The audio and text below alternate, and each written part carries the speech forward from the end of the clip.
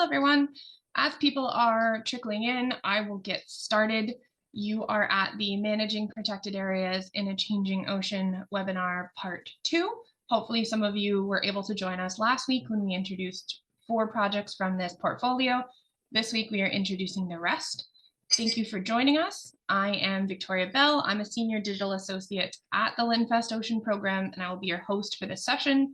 Today, I'm joined by Senior Officer Sarah Close, who will walk you through some details of how these projects came to be, and Manager Emily Knight, who will be in the chat dropping links to things that we talk about, and will be there to answer any potential technical questions that you may have. If you have any questions for the team, I will get to that in a second. But we also have our coworkers Kayla Ripple and Charlotte Hudson on the call, so most of the team is here, which is very exciting. I wanted to first just go through a very little bit of virtual housekeeping. The webinar is being recorded and will be available on YouTube for the people who couldn't make it, or if there's a part you want to look at again, that will most likely go up online by tomorrow, and then I will be emailing all of the registrants out a recording link, so you will get that no matter what.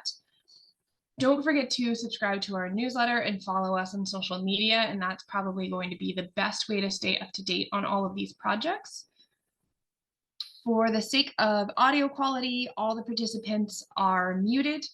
If you have any comments or you have a technical question, please put that in the chat box and one of us can get to you. If you have a question for the presenters, please put that in the Q&A box, and we will get to that at the end of presentation. There is a section designated for a Q&A. For the presenters, I will be coming on camera at the 2-minute mark, just to let you know, or sorry, yeah, at the 8-minute mark to let you know you have 2 minutes left in your presentation. So if you see me, just know that you're good. You still have a little bit of time. I'm just kind of letting you know where time is in the presentation. So the purpose of today's webinar is to provide insight into some of our new projects and how the research teams plan to engage with managers and stakeholders throughout their development. Our aim is to foster dialogue around these projects and bridge the gap between kind of the theory and the application in the fisheries management space. This is the second of a 2-part series, as I mentioned. The other part was last week. If you're interested in that, we can drop the recording in the chat at some point, and then that's on YouTube, and it will be on our website very soon as well. So yeah, I just wanted to take a second and introduce you to who the LINFEST Ocean Program is.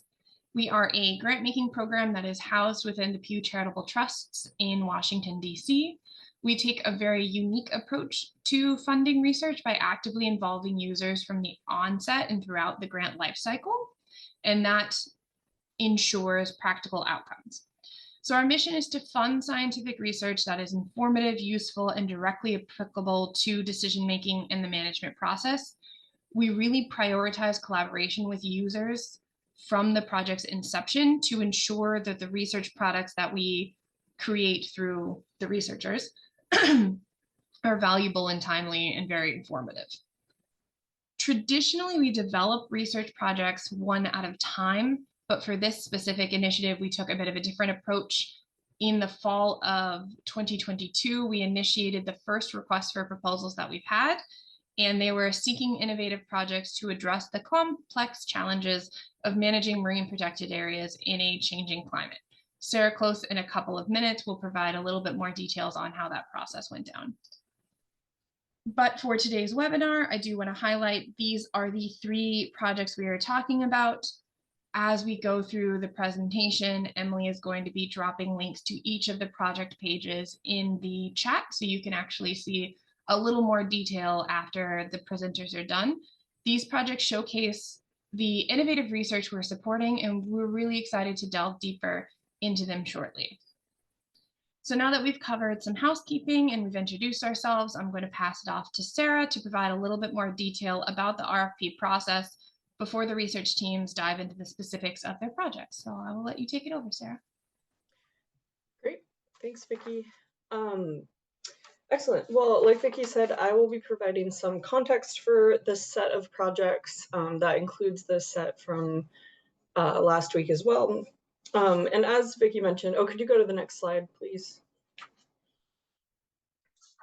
This RFP really came out of some extensive scoping efforts that began back in 2020 and 2021 when we started talking to people about the broad topic of climate change impacts in marine protected areas and some of the research needs and challenges in that space. And some of you may remember or may have participated in some virtual scoping sessions about a year ago that we held, which provided us with an enormous amount of input about the challenges in this field, and really helped to identify priority research needs in applying new research to management of existing MPAs.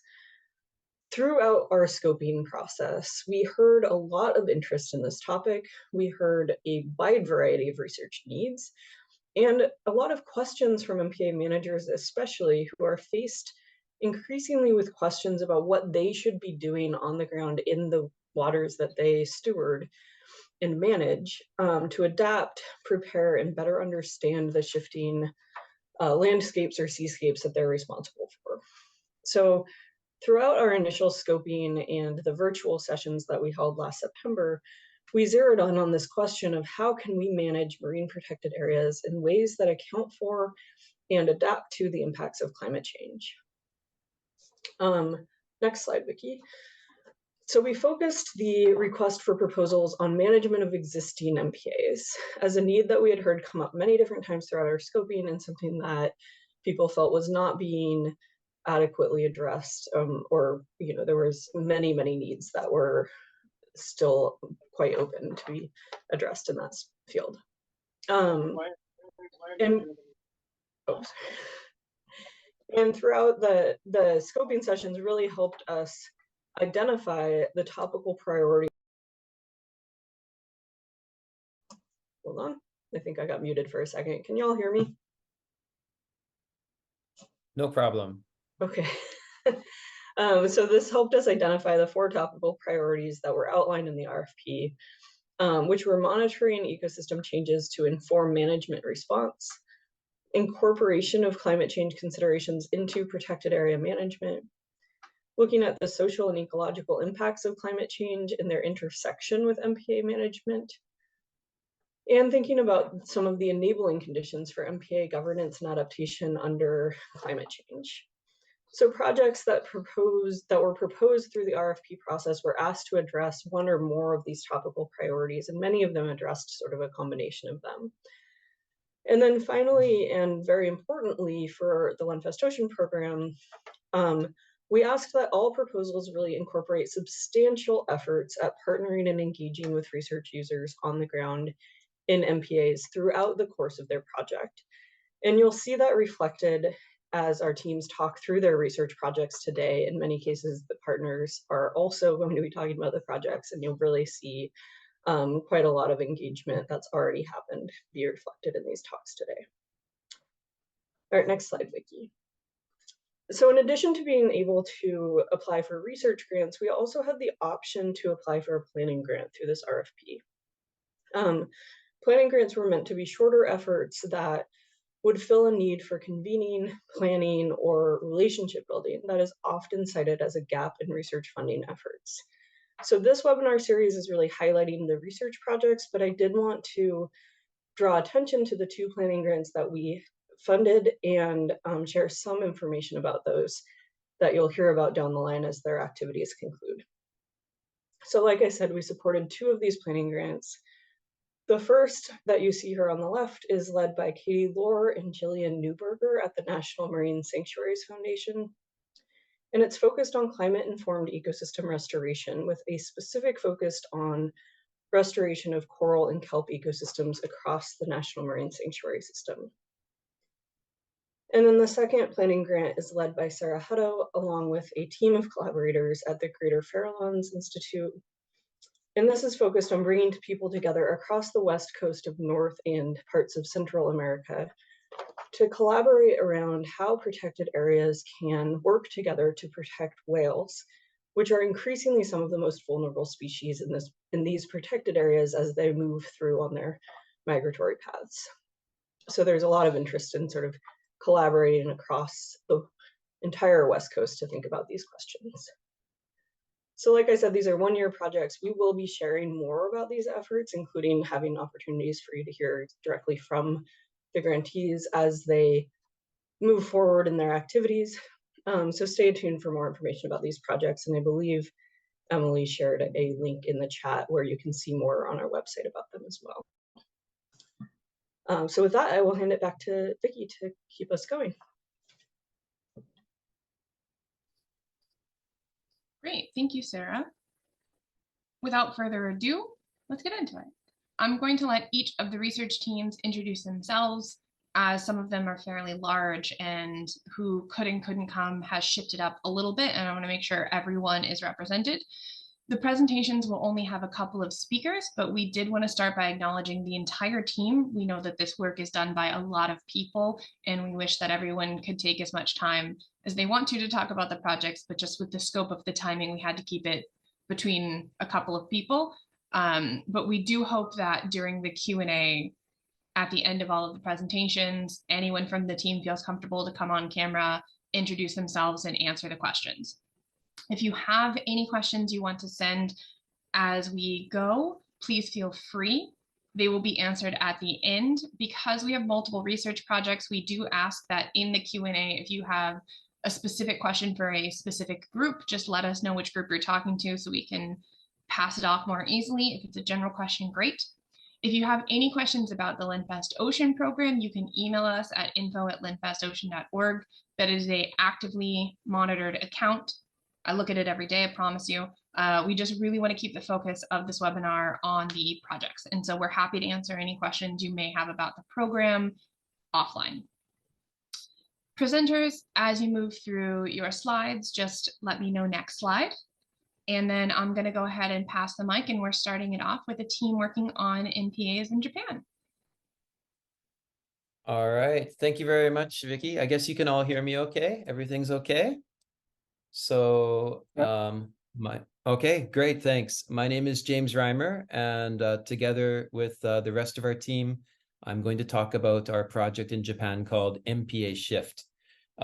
Research to understand climate-driven shifts in species and habitats in Japan's MPAs. And as we go through, I think we'll start basically. Next slide, please, Vicki. Right on. Let's introduce the research team. So this research team, I think everyone is here tonight. We'll start with Maria Bigger. Maria, if you want to jump on very quickly and introduce yourself, that'd be great. Hello, everyone. So I'm Maria Bega. I'm at the University of Leeds. I'm associate professor in conservation science. Thanks. All right, thanks. And I guess that's next. That's me. I'm James Reimer. I'm a professor in marine biology at the University of the Ryukyus in Okinawa in southern Japan. And next after that is Megumi. Megumi-san, I think you're around. Do you want to quickly say hi? Hi everyone. My name is Megumi Nakano. I'm the staff of the NGO organization and the Nature Conservation Society of Japan.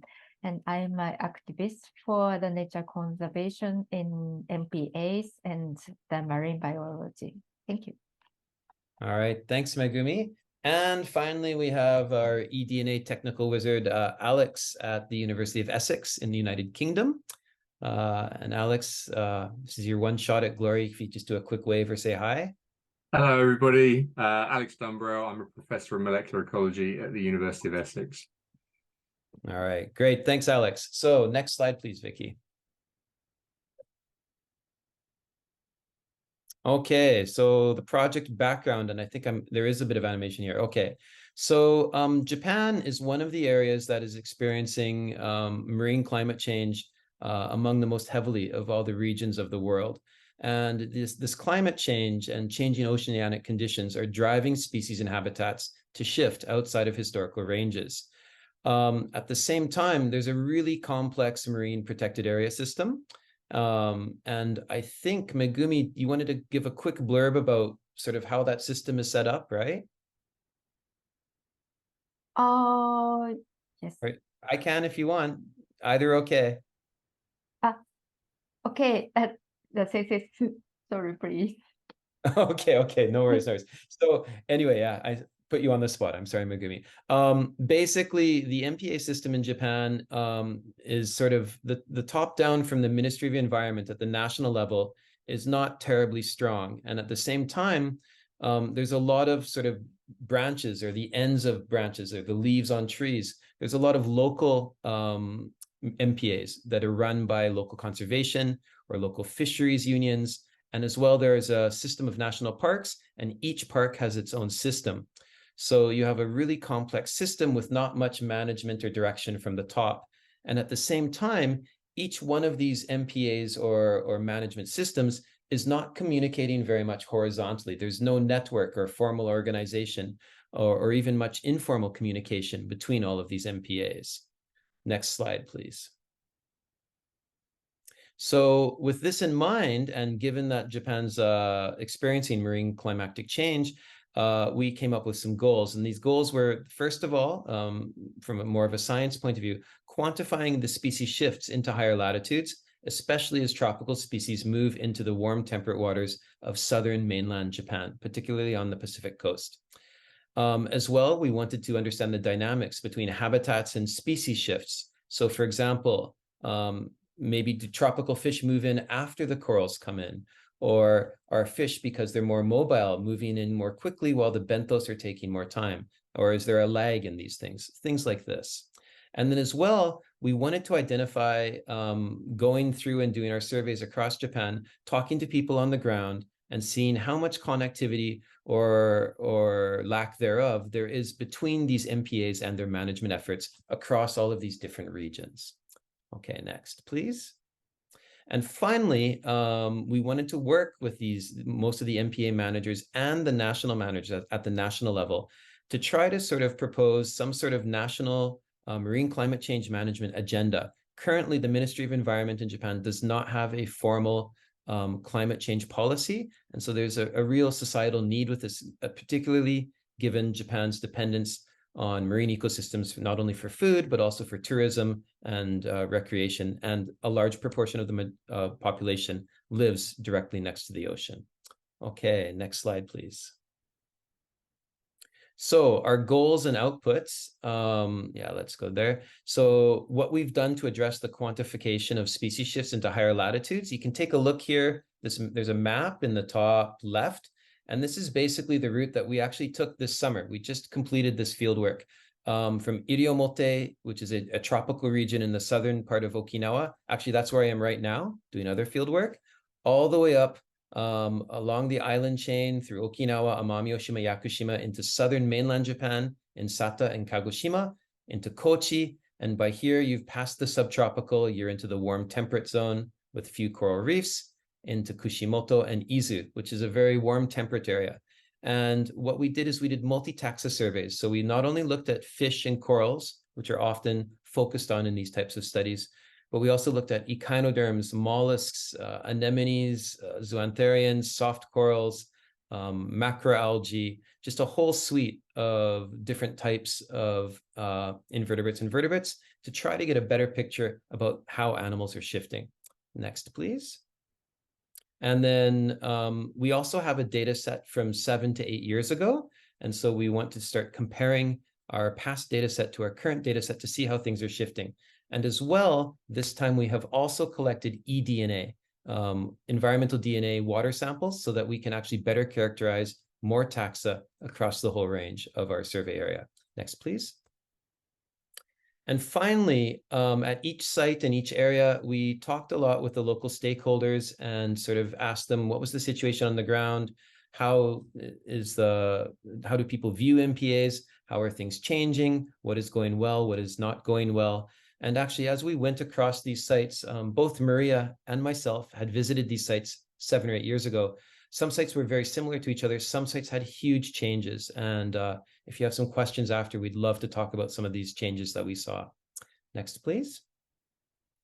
And then finally, what we're doing from now is, after talking to all the local stakeholders in these different regions, is we've identified some areas where we think that there are interested parties, where we can probably work with a lot of the local community and really start to build some sort of network. For example, the picture in the bottom left is us this summer with members of the Kuroshio Seibutsu Kenkyujo, which is the Kuroshio Biological Institute. It's a small research station in Kochi in mainland Japan on Shikoku.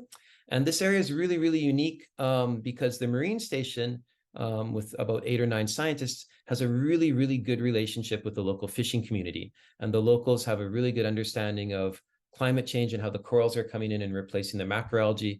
And so there's places like this across Japan that could really serve as exemplars for some of the other regions that maybe are sort of lagging behind. And so across our trip in Japan, we came across a few places like this where we really think there's a lot of potential to do some work in the future. Okay, next, please. And with that, I think I finished a little bit quickly, but our email addresses are right here. So project lead is Maria at the University of Leeds.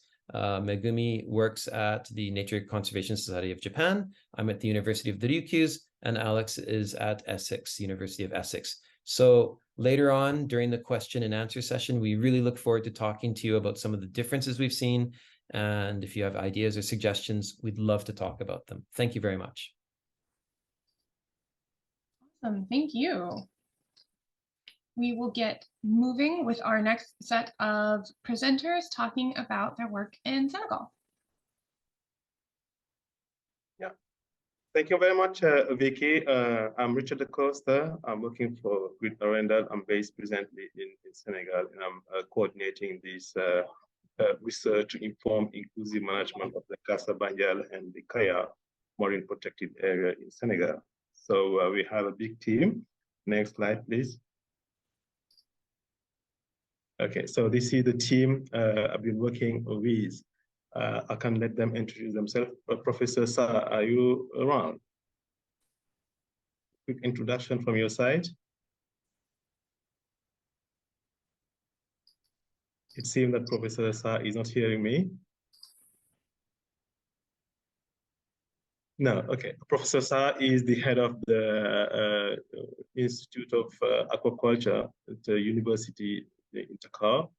Taibu is the technical director of the Centre de Suivi Écologique, who will be in charge of the vulnerability assessment.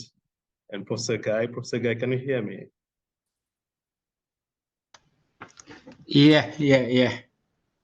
Can you introduce yourself and your lab? Okay. And Amadou apologizes for missing the meeting. Can you hear me, please? Yeah, we can hear you very well. Yeah, it's not Professor Guy. I'm Dr. Sinindoy, physical oceanographer, assistant professor at the University Amadou Mahtar Mbow of Dakar. And I'm interested of the ocean dynamics and the future change of the Southern Senegalese operating system. Thank you. Thank you very much. Thank you, Dr. Sini. And we have also Jennifer Sek. I saw her. Jennifer, can you introduce yourself?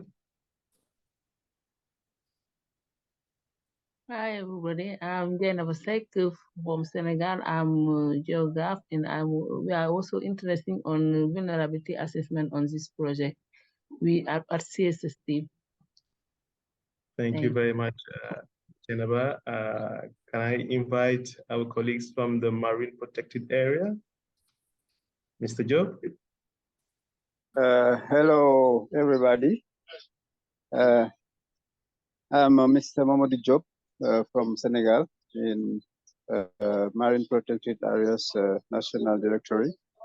I'm in charge of monitoring and evaluation in all marine protected areas. And I hope this meeting is going very well. Thank you. Thank you, Mr. Job. So, colleagues, here is our team, and I think Marco also is around. Marco, can you introduce yourself? Yes, thank you, Richard. We have also Gru from Grid Arendal and myself. So we're based here in Norway, and we're sort of coordinating the team, but the real work is happening on site in Senegal. Good to meet everybody. Thank you very much, Marco. So, Vicky, next slide. going to show you a bit what we are referring to when we say Senegal. So Senegal is West African countries, as you can see in the map, and all you have in blue is the network of marine protected area along the coast of the country. And in red, you have the two marine protected area we're referring. The first one in the north is Cayar Marine Protected Area, and the second one in the south is the Kassa-Bandial, the Ufoyaal Marine Protected Area. So if you look at it, they're quite very different. The first one is in the north with a different topography and geomorphology, while the second one is bordered by mangrove and sand. So those are two different aspects, and it's affecting the habitat of the marine protected area facing the climate change effect.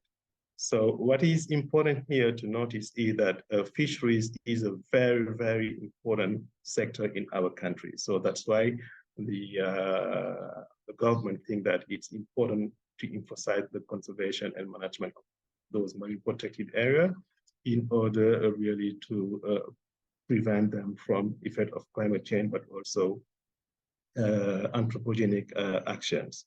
We have also to acknowledge that it's not part of our work, but the ongoing oil and gas exploitation will probably affect also the marine protected area. It's important to highlight it here, but it's not part of our work. Slide.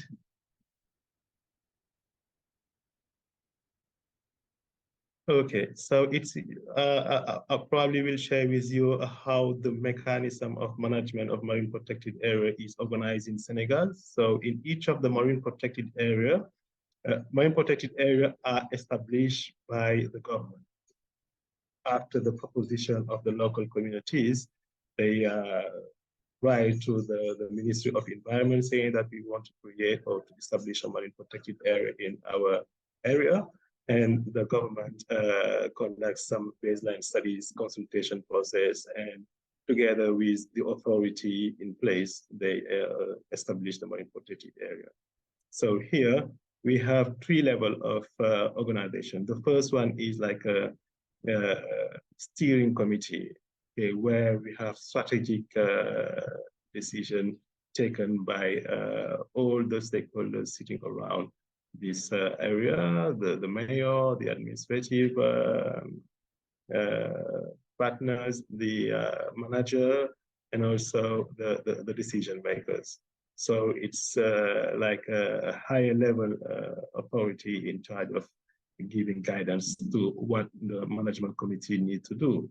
And the management committee is really, let's say, the operational level where all the decisions taken by the steering committee are have been implemented. Then you have the scientific committee that also give advice to the management committee. Next slide. So here, as I say, climate change in Senegal in general affected the fisheries sector by impacting the reproduction, the growth, and the feeding, and the habitats of those organisms, and also it's affecting the composition, the distribution, and abundance of marine population. So, as I said, fisheries is economically important. More than 275 billion of our money, and it's also a very, very strategic sector, mobilizing more than 600 workers per year. So in terms of population working in this sector, it's important to pay attention to it. But unfortunately, there is no very strong research or done in this part of the country, and we're thinking that Land Press will give us the opportunity to really tackle the effect of climate change on the fisheries sector, but also trying to look at the aspect of the vulnerability habitats and the socioeconomic part of it. So this project will contribute to fill this gap by slide. as I say, by establishing a concerted management and ensuring the effective involvement of local communities and other stakeholders. So we're going to use, or we're going to produce scientific information that will be used to inform the strategic direction of the marine protected area, but also to strengthen the advocacy work that will be done by the management of the marine protected area, and also improve the habitat and species monitoring protocol. Slide. So the project have a key important component. The first one is led by the Laboratory of Physics and Oceanography. I think I will give them the floor later to introduce what they're going to do in this project, but they will look at the past and future trends on ocean aquatic parameters. The second one will be done by the Center Civil Ecology to look at the climate change vulnerability assessment of habitats and species. And the third one is like a community engagement. How can we mobilize the community to make sure that part of the research, but also they will use the research to improve their management. And this will be done by the Directorate of Marine Protected Area. Slide. Here I hand over to Dr. Seni.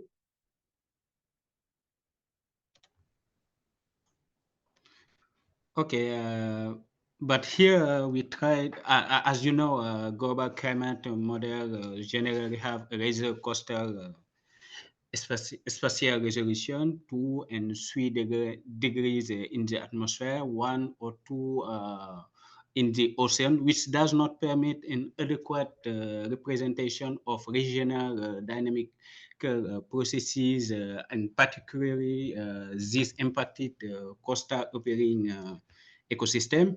And in this project, we plan to carry out several coastal and regional ocean communities model simulation for the Canary Current system with grid nesting focusing in the Senegal area using downscaling method to access to the ocean dynamics in the square of the marine protected area. And that's why here we show you the ECST from our ocean model grid and the assessment of satellite data, and that this is to inform management and to produce the scientist information to improve the governance of Cayar and the Ufoyaal marine protected area. And we can see also the influence of the marine heat wave on the Senegalese marine and coastal environment, and the climate model applied to species. And in the right, you have the one of species model, and here we will use the data from climate impact simulation, CIMIP 5 IPCC model, and our dynamical slide, Vicky. What we have in the same slide. Or in the same.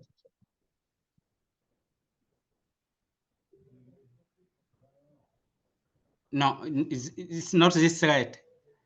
The previous, yeah, this one.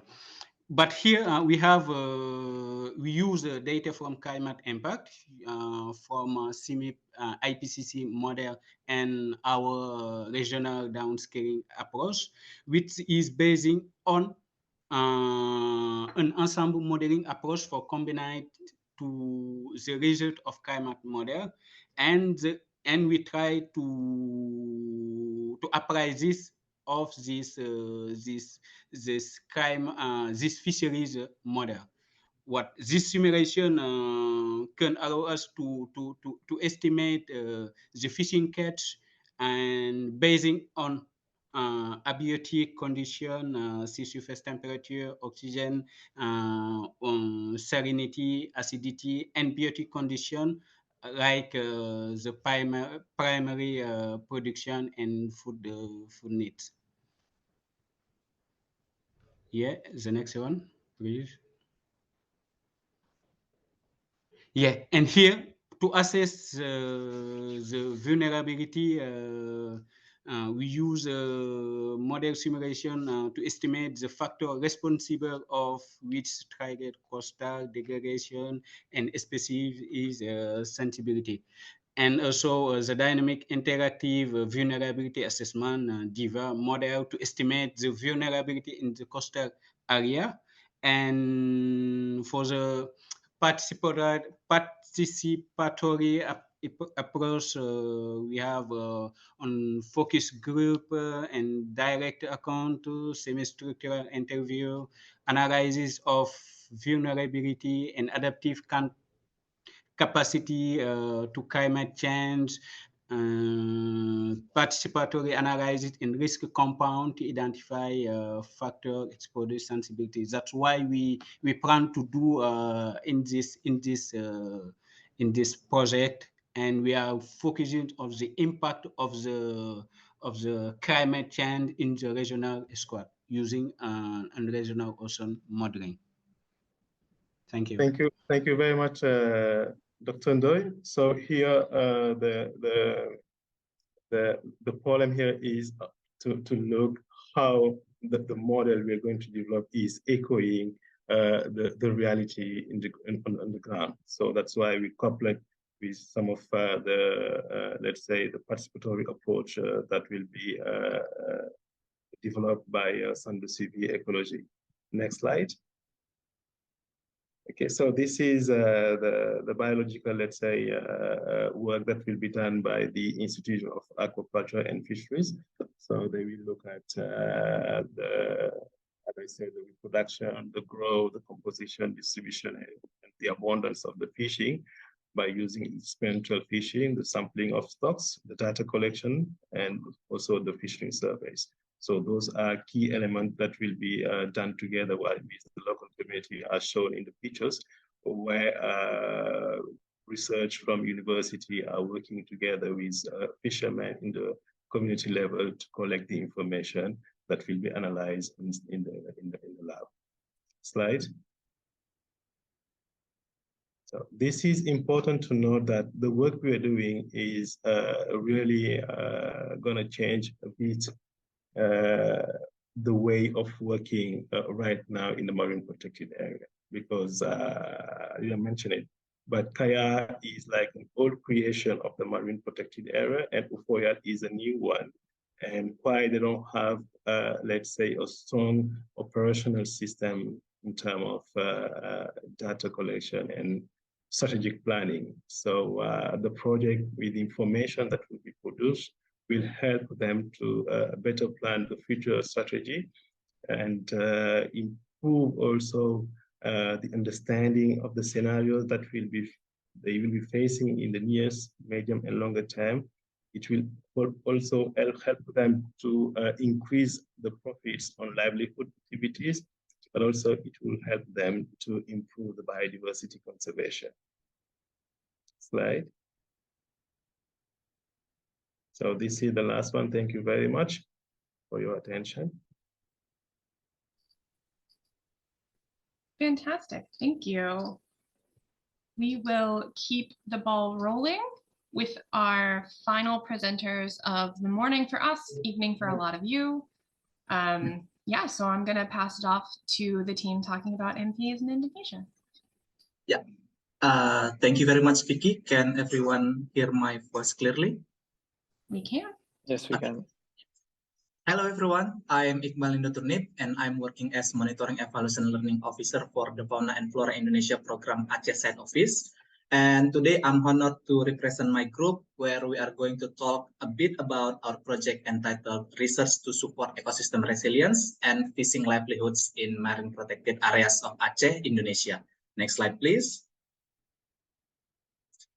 So our research team is basically from our own organization, I will introduce the team and will switch the camera on to all of the team members during the Q&A.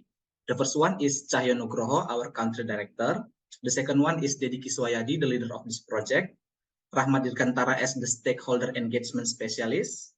Erdiansa as social economic specialist. Indra as the fishery specialist. Muhammad Zual as the community-based conservation specialist. Me as the marine ecology specialist. And the last one is Fausta Hairul Ramadan as the MPA field officer. Apart from the people whose names I mentioned earlier, we will also collaborate with experts from the University of Syah Kuala and University of Tuku Umar, which is based in Aceh. Next slide, please. Okay, so this project is taken place on Indonesia in the western coast of Aceh province, specifically on 2 MPAs with a total of close to 250,000 hectares, which also part of the other island of the province. The first one is Kepulauan Banyak MPA, which was established in 1999 and managed by the Ministry of Environment and Forestry.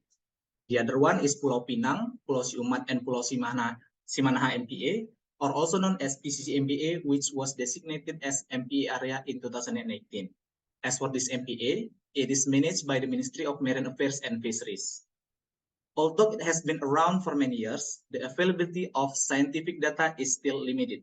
Environmental and socio-economic impacts are still poorly understood, and current MPA design do not include measures to improve ecosystem resilience or the economic climate.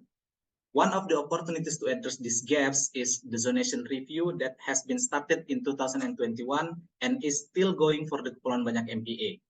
As for the PCC MPA, it will be conducted in 2025. Next slide, please. Okay, so there are three main objectives that we will carry out in this project. The first one is to strengthen research for ecosystem and community resilience. This objective consists of three activities, namely vulnerability reduction assessment, which aim to evaluate how vulnerable communities are to climate change and help plan adaptation strategies. The second is reef resilience survey, which is conducted to maximize the interpretability of new data based on historical data and add value to data that already obtained from existing monitoring programs. The assessment component will be based on a model developed by David Obra in 2009 on coral reef resilience assessment, where we will use 34 out of 61 indicators from the model. The last is a livelihood assessment that will be conducted to assess comprehensive livelihood consisting of three different elements. These elements include a livelihood baseline, or LB, an initial livelihood impact assessment, or ILEA, and a detailed livelihood assessment, or DLA. The second objective is strengthen common understanding and capacity of stakeholders in monitoring and responding to climate change impact into PCC and Kepulauan Banyak MPA management, where there are 5 activities including climate change literacy promotion, climate change impact workshop series, climate change impact training for stakeholders, prepare MPA outreach strategy, and implement community-based climate change impact monitoring. In these activities, we will work together with stakeholders and staff from the Land First Ocean program to formulate the approach and materials to be delivered to the participant.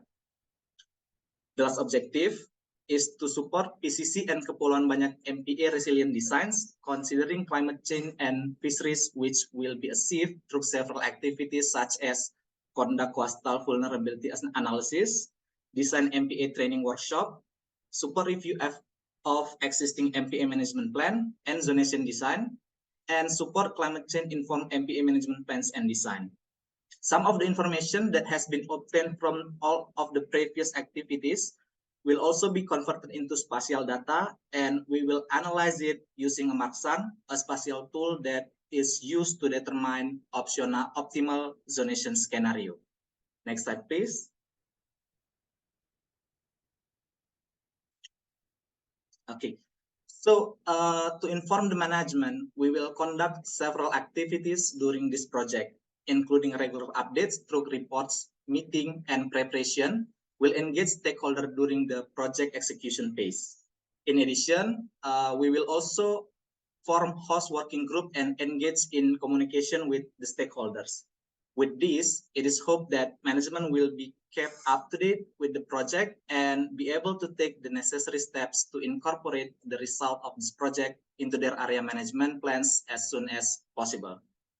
I think that's all from us. Thank you, and I offer back to you, Vicky.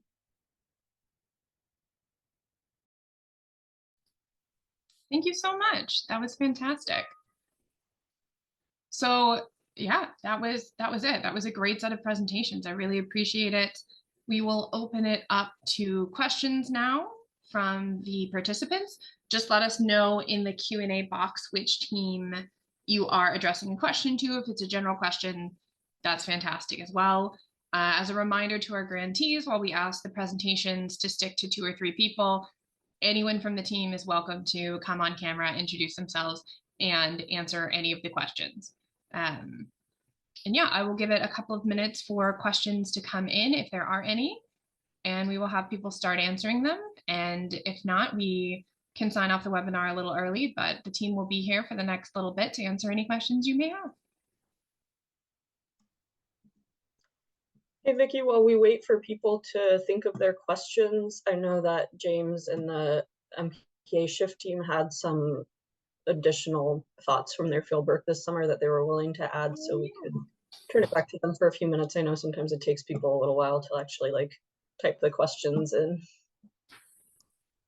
Yeah, no problem. Let me know if you want to go back to a certain slide. Actually, I probably should have added a slide. Really, I guess if you give me a minute or two, I could send a couple images to you to share, if that's okay. Yeah, and sure. I could talk about the images, because I think me talking is, our team talking is one thing, but looking at the images and talking, I think, is a bit more powerful. So give me a minute. I'll forward 2 photos to you, and then if there's a chance, I can jump on and talk about them. Yeah, not a problem. Okay, great.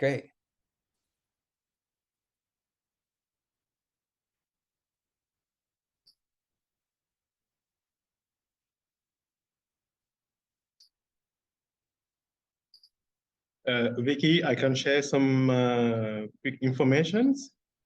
Please do. Yeah, just to inform colleagues that we did the inception of the project yesterday in Cayar, and on Tuesday it was like the steering committee of the project that was held here in Dakar. And next week we're going to do the inception in the south in the Kassa-Bandial Ufoyaal marine protected area. We do have some interviews that can be shared if you guys are happy to receive them. That sounds amazing. Thank you. Yeah, that'd be great. Thank you.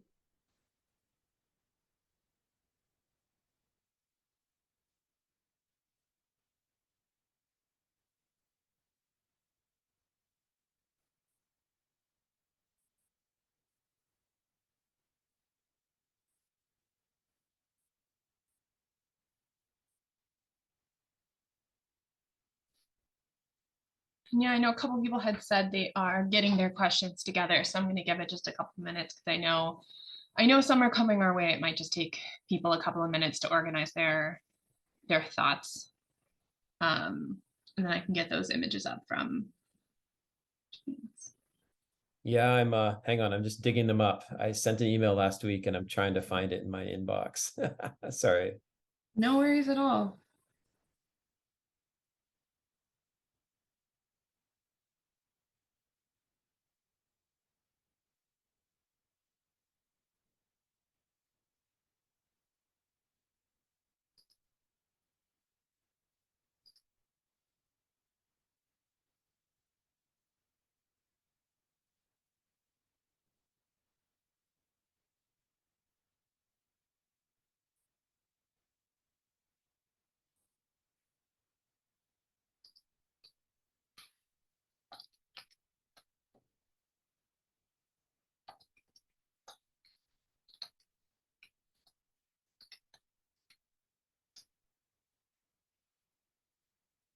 All right, we do have a question. In addition to improving management of existing MPAs, do the teams expect this research to help inform establishment of future MPAs? that is generally open to all teams. So if anyone wants to pop on and answer that, I can give you the quick answer of, I'm pretty sure yes, but I will let the research teams who are actually doing this work give you a more in-depth answer if anyone wants to just jump on. I can jump on from the MPAShift side if you want, very quickly. Sure. Okay, very, very shortly. So the short answer is yes, I think so. I obviously do not know much about the other countries, but at least for Japan, actually during our trip, we really recognized there's probably a lot of unique opportunities from now. A lot of the areas we went to are experiencing population aging and serious, actually, depopulation problems. And so this means that the fishing unions and a lot of these MPAs are actually, there's very little fishing activity, and areas where there's no MPAs or no real management in the future, the oceans might not really be being utilized by fishers anymore.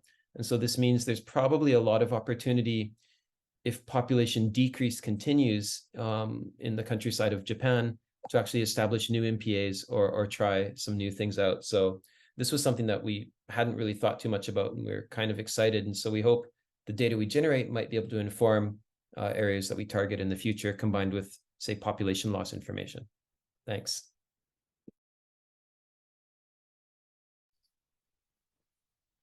Thank you. And if anyone from the other teams are interested in answering that, please feel free. Yeah, I raised my hand, but you didn't see it. Can sorry. I? Right. Thank you. So I would say yes. The existing project can help to create or to extend new marine protected area based on the information that we collected. As I said in my presentation, here in Senegal, the way we establish the marine protected area, the demand should come from the local communities, but it should be supported by, let's say, scientific information. Okay? When you send a request to the government, they send a team, an expert group, to establish what they call the baseline and try to see if the need is really here, and try to get the buying of the local communities or the local decision makers. So I think that if we develop like a strong model that can help us to predict the effect of the climate change on fisheries aspect, it can help really to boost the development of the creation of marine protected area. The second aspect for me here is to see those marine protected areas as model in terms of management and governance. So if they're seen as models, can create some simulation and energy around the creation of marine protected area. Over to you.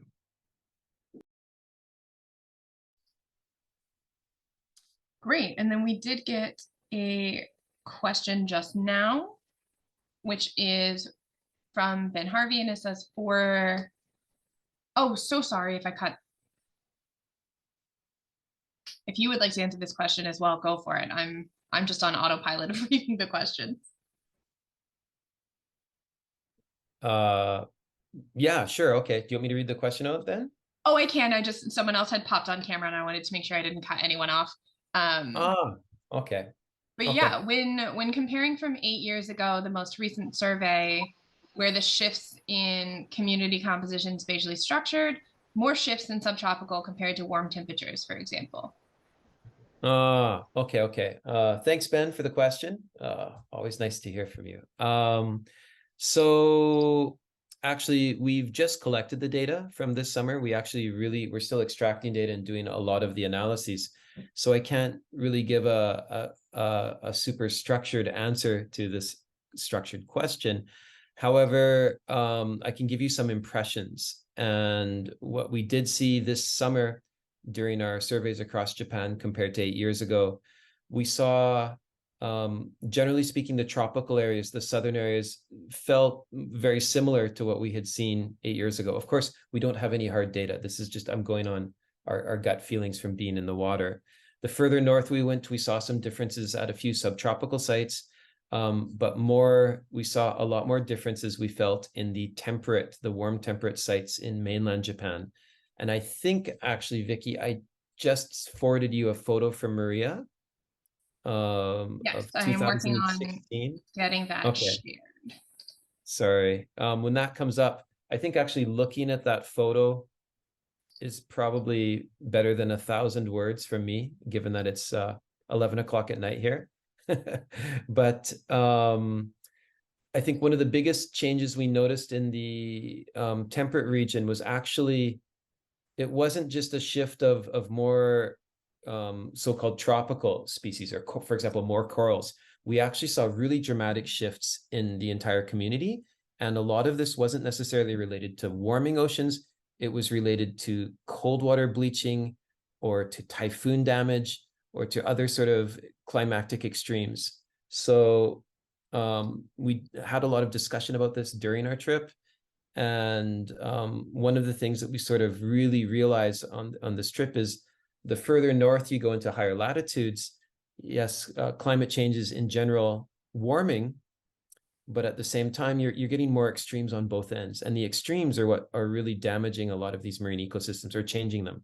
And that was the photo back there. I just saw it, Vicky. Thank you. We are almost there. Let me just scroll to No worries. For example, the photo that there we go. I think, oh yeah, right here. Perfect. This is it. So this is actually the site in Kochi. So this is in mainland Japan, warm temperate area. And you have the photo on the left on 2016, the exact same site in 2023. 2016, it's a bit murky, but you can see there's a lot of table corals. They're acropora corals, a little bit of algae, but a very sort of healthy warm temperate coral community. You'll also notice a lack of fish. There's not a lot of fish at these sites compared to some regions. And then if you look on the right, 2023, you have a solitary, lonely coral in the middle there. You have a lot of macroalgae, and you have a lot of dead coral. What happened was the warm water current meandered in the winter of, I think, 2020, 2021. A lot of the corals died. And then the summer after that, a typhoon came through and blew apart what remained. So these newly tropicalizing, or these newly shifting communities are really perhaps even more vulnerable to some of these sort of climatic extremes or weather events than we'd expected. So it's not just a straight line towards more corals and more warm water species. It really looks like we're going to see a lot of oscillation. And so this was huge at this one site, but then, just immediately to the south, not much difference from the past, or maybe more coral. And to the north, a little bit of cold water bleaching, but nothing like this. So each site really had its sort of own sort of story to tell. And so we're really looking forward to actually getting data so I can say a lot more in terms of statistics and hard data instead of just telling you a story. But these pictures, I think, really tell the story for now. Thanks. Thank you. And apologies, every time I go to share it, my auto next goes off, and so it pops out of the presentation. So I currently can't make it bigger, which I am sorry for. No. You were saying that we did get another question for your team, which is, have you noticed any changes in terms of invasive species? Oh, good question. Oh, and Anna. Oh, great. Super great to hear from Anna. Great. Invasive species. Actually, for Japan right now, there's not a lot of information on marine invasive species in the areas we're working on. I know, there are invasive species in Tokyo Bay with some jellyfish, but we don't really have a lot of the problems, say, that the Caribbean has so far. We do see, I think in some areas, perhaps we're seeing more, not invasive, but maybe opportunistic species. One of the sites, the same site that we're actually showing on the screen right now, just a little bit off from actually where we were surveying. In 2016, it was kind of a flat, rocky area with some corals and macroalgae. And this time there was an 80 by 60, just huge barren of Corallimorpharians, naked corals. And these things often outbreak when conditions are a little bit strange or weird, or perhaps there's been a lot of terrestrial input. So we did notice here and there, species that seem to do well under high levels of environmental or anthropogenic stress. We don't have a lot of numbers yet. Maybe once we do the analysis, we'll do that, but we'll keep our eyes open. And if we notice anything, we'll let you know. Thanks. Good question. Thank you. And I will give it a couple of more minutes if anyone has any more questions that they're trickling in, or if any of the team, since we do have some time, want to elaborate on anything they were talking about, you are welcome to do so.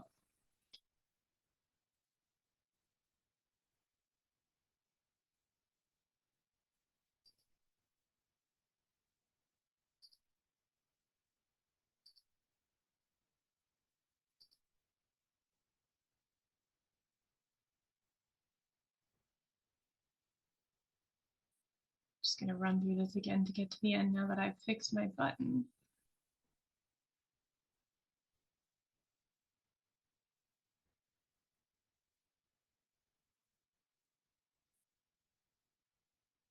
Here we go.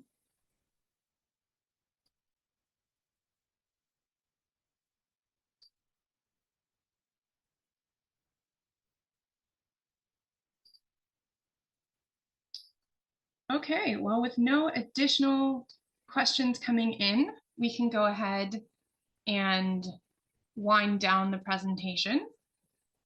As I'm saying this, if anyone pops in any more questions, we can get to those. But I think we are pretty good for now. So yeah, thank you everyone so much for attending. Thank you so much to everyone who presented on your work. We're very excited to have updates and get these grants going and be able to present to the audience what you guys have going on over the next couple of months to a year. If you want to keep up with the work, the quickest way to keep updated is to follow us on social media and on our newsletter. We will also be updating the website. There's a collections page that I'm sure Emily dropped in the beginning and we can drop now, where all of these projects are housed. So it's a one-stop shop talking about all of this work that you can check out.